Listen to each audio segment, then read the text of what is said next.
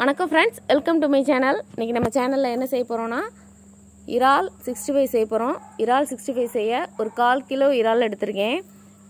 ஒரு முட்டையோட வெள்ளைக்கரு மட்டும் எடுத்திருக்கேன். வாங்க எப்படி செய்யலான்னு பார்க்கலாம். இந்த முட்டையோட வெள்ளைக்கருவை இந்த இறாலோட சேர்த்துக்குவோம்.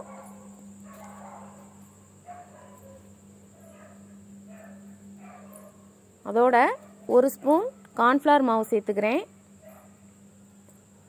ஒரு 1/4 ஸ்பூன் உப்பு சேர்த்துருக்கேன். ஒரு 1/2 ஸ்பூன் மைதா சேர்த்துருக்கேன். ஒரு ஸ்பூன் மிளகாய் பொடி சேர்த்துருக்கேன். ஒரு 1/4 ஸ்பூன் மஞ்சள் பொடி சேர்த்துக்குவோம். நல்லா கலந்து விட்டுருவோம். இந்த மசாலா இறால் எல்லாத்துலேயும் படணும். இதோட ஒரு 1/2 ஸ்பூன் இஞ்சி பூண்டு விழுது சேர்த்துக்குவோம்.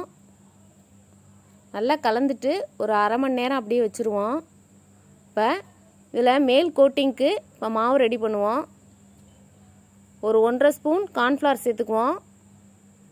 ஒரு ஸ்பூன் மைதா சேர்த்துருக்கோம். கொஞ்சம் உப்பு சேர்த்துருக்கேன். ஒரு 1/4 ஸ்பூன் மிளகுத்தூள் சேர்த்துருக்கேன். இப்போ உப்பு உரப்பெல்லாம் சரியாக இருக்கா அப்படின்னு பார்த்துக்கலாம். இந்த மாவில் இப்போ ஒவ்வொரு இறாலாக எடுத்து இந்த மாவில் நல்லா பிரட்டிட்டு எண்ணெயில் போட்டு எடுத்துடலாம்.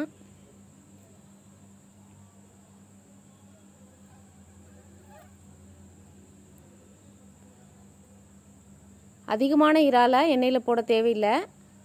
கொஞ்சம் கொஞ்சமாக போட்டு எடுப்போம். கொஞ்சம் கொஞ்சமாக போட்டால் தான் நல்லா மொறுமொறுப்பாக இருக்கும்.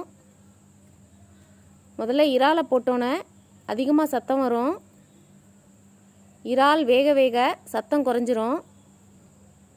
சத்தம் குறைஞ்சோன்னே நம்ம இறால் வெந்ததா அர்த்தத்தை எடுத்துடலாம்.